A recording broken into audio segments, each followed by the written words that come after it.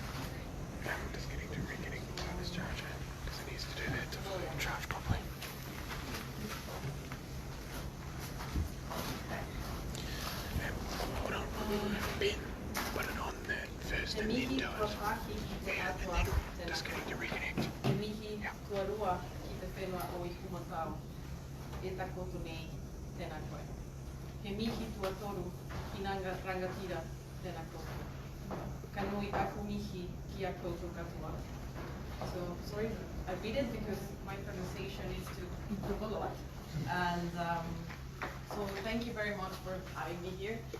My name is Diana Gonzalez, and actually I have a short story. When I attended an Organized Aotearoa hui before, just one. And it was very small, and it was very comfortable, a lot of discussion, and I met very interesting people. So when they talk about this, I'm doing a PhD on decolonization, and design particularly. And then, so when they asked for help, I said, oh yeah, I will be glad to share with you. So I raised my hand, and they said, oh yeah, I will be, especially in Ikumata, it was so meaningful. So it was like, oh yes, I will be there. And then when I saw the names, I felt like, oh God. I felt like imposter syndrome. It's such a big name, it's such an honor to be just standing here, sharing with you. So I hope, I won't take a lot of time. So I just want to share a little bit of where I am standing and what I had to say as a migrant. So, can we just switch? So a little bit of my background, if you can see. Actually, I will take my presentation in my phone, so I can just double check what is it about. Yeah, because I can see properly. But yeah, I was born in the Mayan land of Chiapas in Mexico. So I'm Mexican, Mexicana in diaspora. Being blessed of calling Aotearoa and Tamaki Makaurau my home now. And so I'm a mestiza. That's what officially terms say, that because colonization in our land, in Navia Yala, in the Americas, or what I call it Semanawak, it started in 1492. So imagine deconstructing and decolonizing so many centuries of oppression. So we are called mestizos, like mix. So I'm a mestiza, decolonizing my own subjectivity. So I'm trying to, decolonization not only about talking about it, not discourse, but it's how we do it in action and with ourselves as well. So, so I'm reclaiming my indigenous identity and my indigenous heritage as well.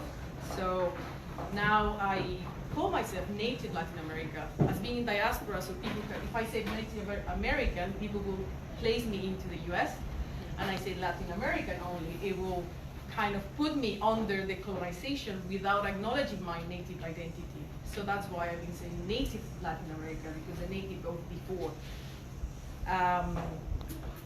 And I'm identifying and connected with my indigenous roots, which are Nahua from my mom's side, which is Aztec descent, and then Purepecha from my dad's side, which is in the west. I'm a woman of color, and I'm a migrant on a settler colonial land of Aotearoa. And yeah, so based on that, my context is the Mayan land of Chiapas. So it's in the southern border of Mexico next to Guatemala, which now, unfortunately, there's a lot of issues with repression to migrants from Central America, which are our brothers. But yeah, between the migration issues with Trump and stuff, it's even affecting the southern borders, so, sadly. And this is also the place of the Zapatista movement in 1994. So a lot of the research that I've been doing together with mis compañeras Mayan Weavers from Chiapas, it touches on Zapatismo, because Mayan, it's Mayan land, so therefore indigenous Mayan teachings are part of the Zapatista movement. So it's part of the work that we have been doing and exploring, and textiles. So that's the focus, because textiles are the books that the colony could not burn. So how textiles are part of our identity, and saying like the things that we can observe from that. Yeah. So I'm talking about, we're exploring Buen Vivir as in Bolivia. The constitution is Sumacaucay from Quechua, and also Aymara they call Sumacamaña. So actually, the Buen Vivir is translated as good living, but it's a collective good living, or collective well-being. It's also present in many indigenous groups in Abya Yala. Abya Yala is the name of the Americas from the Guna people. From my ancestry, Aztec, we call it Semanahuac. So, so there are many names of different ways of talking about Buen Vivir. So from Maya, Tzotzil, and Tzeltal, from Chiapas, it's called Lekir Pushlehal, which is translated as fair dignified life. How can we achieve a fair dignified life for everyone, which is very different from well-being and Western rules. And Buen Vivir has been used as a decolonial stance from indigenous groups. As Margaret was saying, in the Constitution of Bolivia and Ecuador, it's being brought up even at the government level. So in different places, it's being all this revival of indigenous knowledges to be embedded in governance by. Yeah. So part of this, I'm using actually, or we're using 7 principles of Mandar Obedeciendo, leading by obeying, which are Zapatista teachings.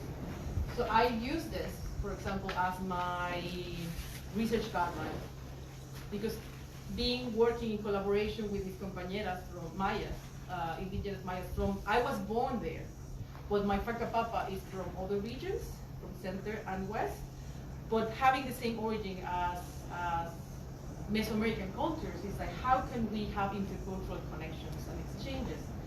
So in Los Caracoles Zapatistas, which are independent communities that are autonomous communities, now there are 11. Like last year there were 6, and now there are 11. So,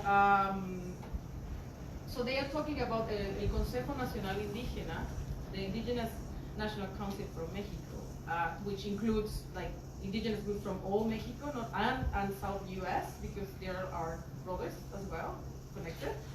So these are the 7 principles that have been used. I will say in Spanish and then translate it. So obedecer y no mandar, obey not to lead. So a lot of things that Margaret said, like they are very similar, or very aligned. So it's obey not to lead. So obeying is listening to the people. So the good governance, so it's to listen what the people want, and then the leaders representing the people will take the decision, will say what the people want, but rather than having a person leading only. Representar no suplantar, which is represent, not replace. So it's representing, but you're never replacing the people, just representing for a moment. So this governance system actually rotates. There's no one always in power all the time. Yearly they will rotate. And these are the indigenous ways from many groups, not only Mayans. And then we have servir, no servirse. So serve, not to self-serve. So we are, the leading positions are to serve the people, not to self-serve, because many politicians, at least in Latin America, the goal to be a politician is to serve themselves. To convince, not conquer. So it's a through dialogue, like we agreed to reach decisions rather than I will impose what I want. And then bajar y no subir, to go down, not to go up. So it talks about being humble. So you want to always together, right? Like it's not, if you're in a position of power, you don't want to actually use that as serve yourself and be higher position. It's always horizontal. Proponer, no imponer. So propose, no impose. So you want to give proposals, you want to create alternatives rather than only say what is going to be done. And construir, no destruir. Construct, no destroy. Actually, this one is the one that it's being more meaningful to me because, as we all know, like sometimes the focus is about discrediting others' work rather than actually spending your time and energy into creating alternatives. It's very important how do we want to use our energy to rather create alternatives, something new, rather than I'm just bashing the other ones. Yeah. So I was telling you, the books are Decolonise Aotearoa. So this is a ceremonial we hear from Magdalena Saldama, Chiapas. It's a Tzotzil community. And so all the meanings that come with the symbol called Meluch, it's the Mayan universe. And how the Mayan universe represents the Mayan cosmology or cosmovision. So it talks about the underworld, the world of the dead, the world of the living, and the world of the gods, and how the sacred tree in the middle of the saga connect these three realms. So we are all connected by these three worlds.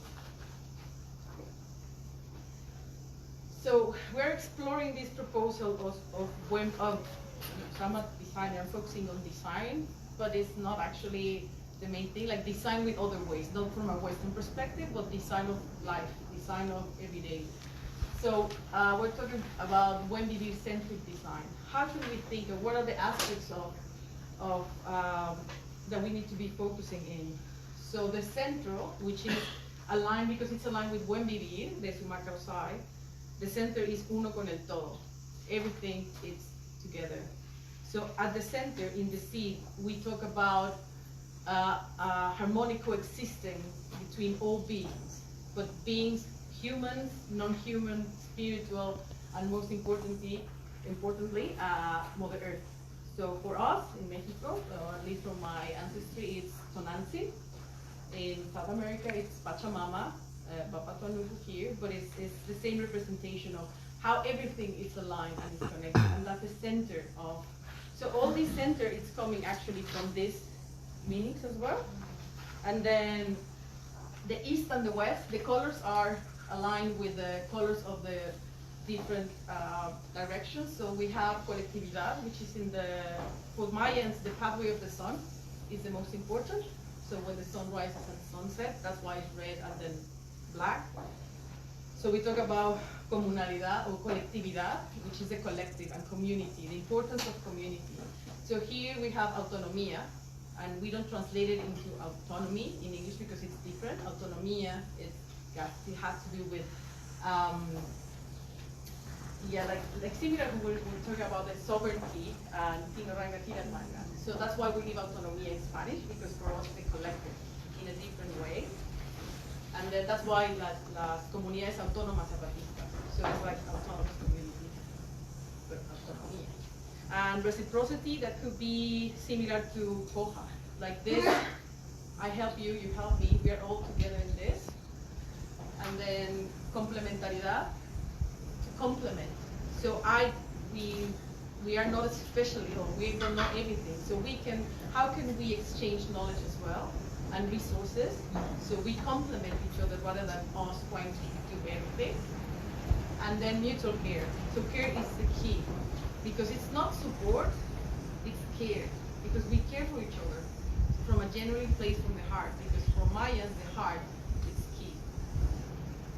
Then we have resourceful, and here it's changed, it's on purpose put resourceful, because we know that we live in the margins, sometimes resources, like funding and everything, it's missing. But that's no excuse to make things work. So we need to be resourceful. And what example we have here? The strength of community to be resourceful and bring whatever we have in order to make this work. And in here, it's important that we're talking about other economies. It's not capitalism. Because we know capitalism is killing life in general, human, earth. So it's other ways of trading. Then we have ethics and dignity. And dignity is very important because we have our own worth and we have as dignity, our mana, as human beings, but also Mother Earth, but also animals, everything. Our words, our languages. Then we have the pluriverse. So the pluriverse is pluriverso is a concept also from Zapatista, which is a world, un mundo donde quepan todos los mundos. A world with many worlds can fit. So that's the pluriverse. So how these other worlds coexist in harmony, rather than just having this universal thing that is a myth. Because we're all diverse, and it's good that we all coexist and help each other and learn from each other.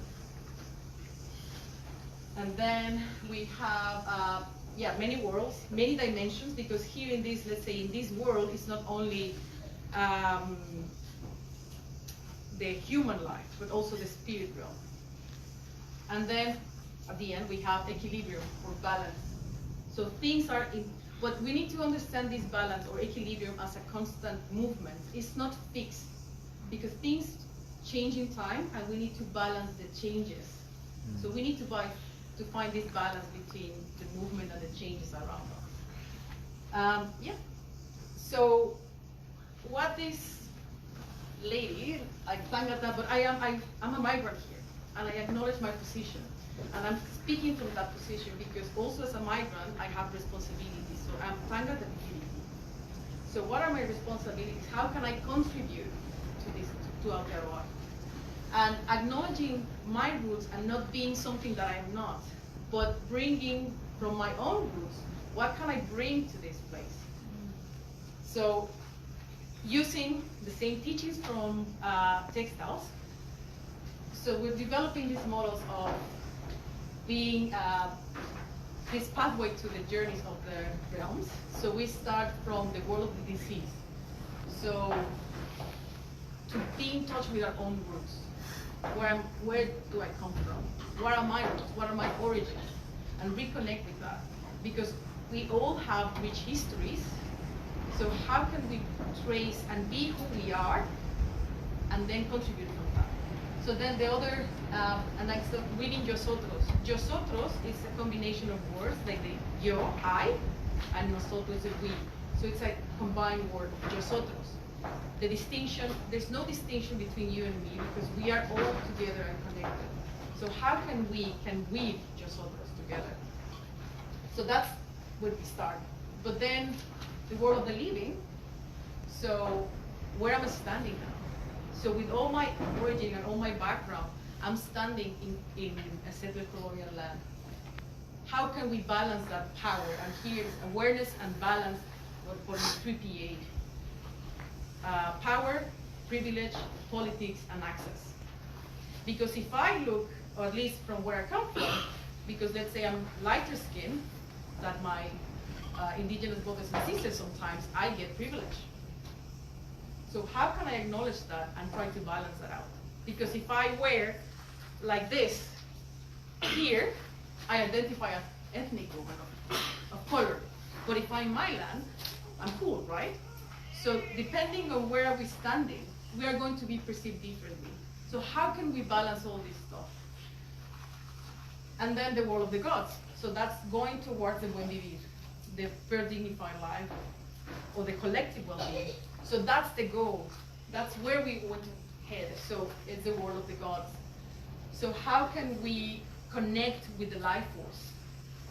Call it whatever name you want to. It's not about religion.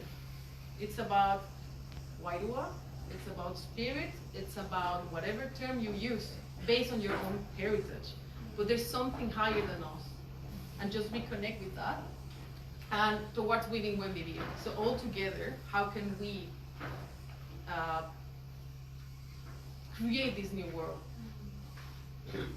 Yep. And so I want to introduce you my teachers. So I acknowledge first and I always get emotional. Just confused, but they are my teachers. So it's being a transformational journey, and that's why for me it's important to point out that decolonization is not only discourse, it's not only narrative. It's a thing, an action that we have to do every day in our lives, in whatever position we are. So for me, my own decolonization journey through the research has been how can I be healed and rescued even by my own heritage. And so they are my teachers, mis maestras, like my leaders from my region. And I just want to close with two proverbs from my land. And the first one is, no, actually, just one, because I think that's the strongest, but they said, I will say in Spanish and then translate it, is, quisieron enterrarnos, pero no sabían que éramos semillas.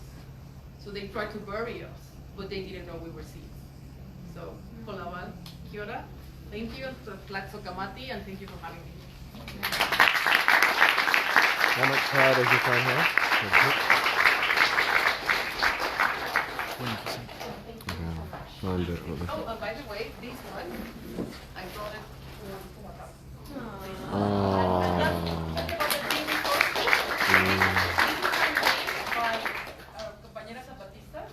So because other sources don't know what they know, so I just want to put it here.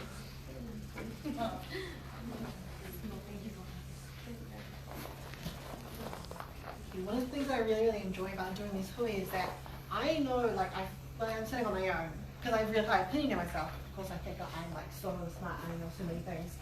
But when we do these hui, we reveal the stuff that we don't know, things that we didn't know that we didn't know. And by doing those things, we can kind of join together all of these ideas, all these concepts that we didn't know we had a use for. And I think that we do have a use for these, so thank you for bringing them for all of us. Last up is Paulina Newton. We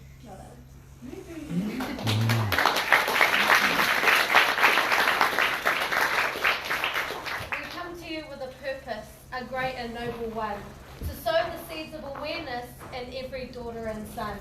Our past, our present, our future, frozen in colonization. Our constitutional transformation, our journey to liberation. The lands of our ancestors bequeathed to you and me. The country was always ours, but the power we must review. No doubt there will be questions, how, what, and why. But true to our intentions, we must always challenge ourselves and ask, why not? Our people, our ways, our lands, we can still be our own master, but the choice is in our hands.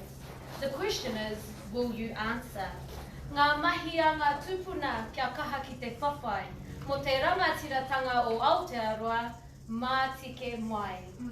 That was just a short poem that I wanted to share with you, which we used in our presentation across 80 hui across the nation when our rangatahi group engaged in conversations around what rangatahi saw in what they would like to see in a constitution that would reflect their hopes, their dreams and aspirations based on Te Tiriti o Waitangi and He Whakaputanga. So we started out, the working group recognised that they needed a rangatahi group to engage with young people. And so they found a few of us fresh out of uni, some were still at high school, very naive, inexperienced, but were keen to get on board this waka. And what the initial team did was that they created a presentation for us to deliver around the motu, and then they engaged some of us from each of our rohe to train to be able to deliver those presentations, and then we gave them in our respective rohe. So very similar to, I think it was one of the models there, and the relational sphere included the regional sphere. And so there was this national body that created regional bodies, and we presented to our own regions. So I was tasked with presenting to Te Tai Tokerau. I whakapapa there through my mother's side, she's Te Rarawa Ngāpuhi, and also I was tasked with leading the Tāmaki Makaurau group. And it was a very interesting time. I can truly say that a lot of the reason why I am the way that I am is because of this group, Matike Mai. I was politicized, I was radicalized, and I was introduced to a lot of things that I had no idea about. I blame Matike Mai for not being admitted to the bar. Twice I cancelled my admission because I didn't know, how my actions were supporting the Matike Mai movement. What we found when we engaged with rangatahi all around the motu, and they were between the ages of 10 years old all the way to about 25, and they were in parenting groups. We visited prisons, Ngāwha prison namely, and I think, and one would always mention this in his presentations, when we left they caused a riot, and so they're not, so the working group decided that we probably shouldn't present in prisons. We presented to kura kaupapa, whare wānanga, universities, marae, families, homes, and whatnot. Anywhere we could go to find rangatahi and conscientise them, we went at the drop of a hat. What we found at the end of our year and a half, nearly 2 years, was that some of the, what rangatahi wanted was they wanted constitutional recognition and protection of 5 key things. These included the health and well-being of our natural environment, rangi and papatuanuku. They wanted them to be afforded legal personhood. So we see that through the whanganui awa, we see that with the te ureweras. So that was something that they aspired to. Secondly, they aspired to having exercising mana motuhake of tangata whenua through their kawa and their tikanga in their respective rohe, based on 3 things. Those were he whakaputanga, te tiriti o Waitangi, and the UN Declaration on the Rights of Indigenous People. The fourth, they also wanted acknowledgement of their Māori knowledge systems and institutions. The other thing they wanted was the rights of all people to peace and mutual respect. Ko tahi rau, we named this.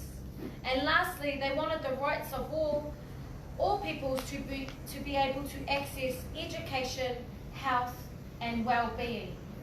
When we were asked in 2015, just before we presented this report to Waitangi in 2016, we were asked what our visions for constitutional transformation in Aotearoa by 2020.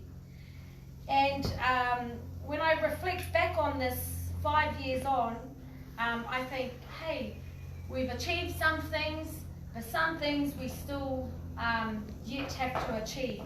And so we wrote this comment to ourselves, our Matike Mai Aotearoa Rangatahi group, and we wrote that we would envision for 2020 that our people would have advanced among themselves meaningful discussions and actions on constitutional transformation.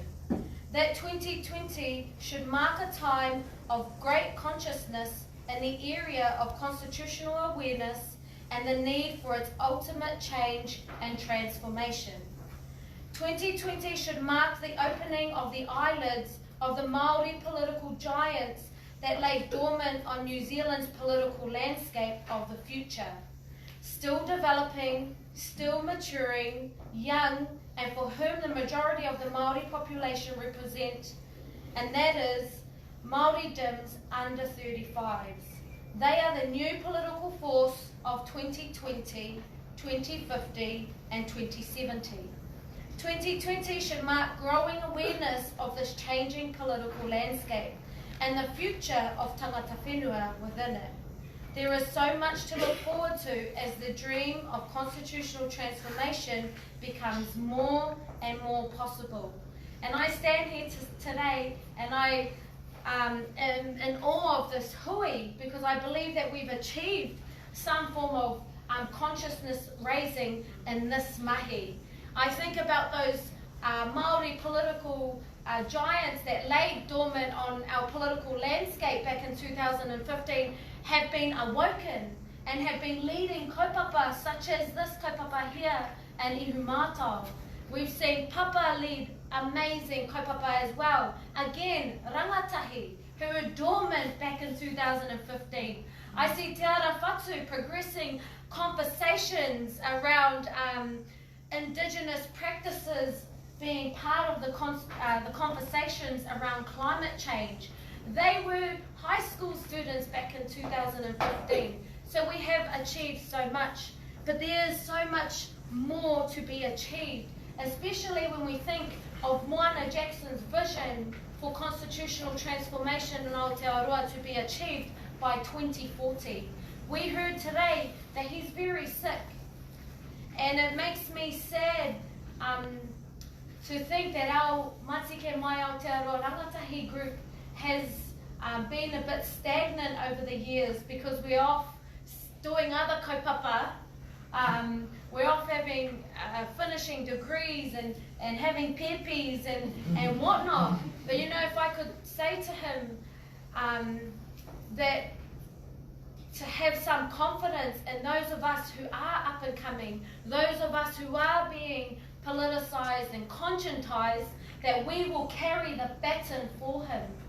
Because the last thing I want for him is to go and wonder, where will this kaupapa go in the future? Well, he wants security for his mokopuna and his taiao in the years to come. And so that's why I encourage ourselves to take this kaupapa and apply it in our everyday lives. I got involved in 2015 in Matike Mai Aotearoa Rangatahi.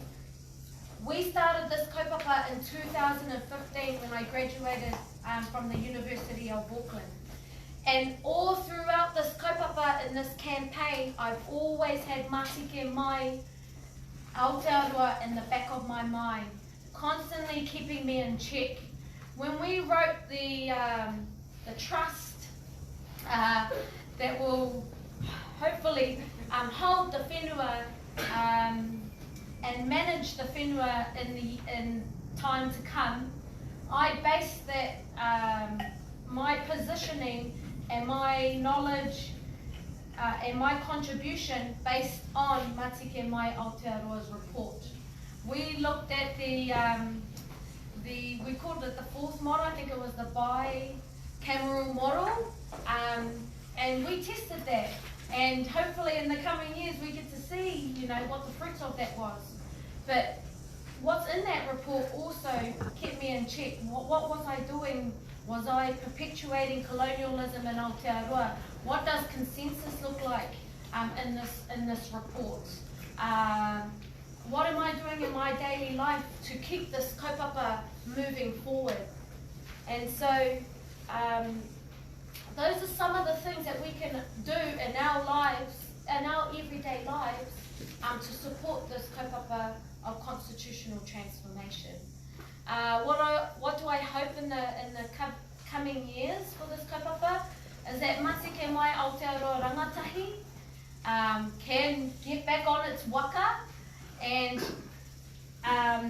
you know, enroll other people into our whānau to continue to spread this important mahi. I hope that our allies and these agencies who have already picked this kaupapa up can continue that mahi as well.